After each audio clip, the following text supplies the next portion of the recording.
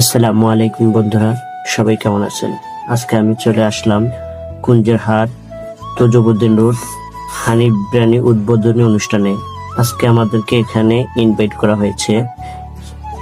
এখানে শুধু আমি না, ভোলা জেলার অনেক বড় বড় কন্টেন্ট ক্রিয়েটর এসেছে। ওদের প্রত্যেকটা পরিবেশ খুবই সুন্দর, আমাদের এখানে খুবই ভালো লেগেছে।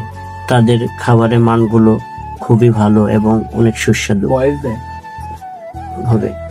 আর ওদের ওখানে পাওয়া যায় খুবই সুস্বাদু এবং মজার খাবার, কাচ্চি বিরিয়ানি, পোলাও, ফিরনি, হানি, আরো অনেক কিছু।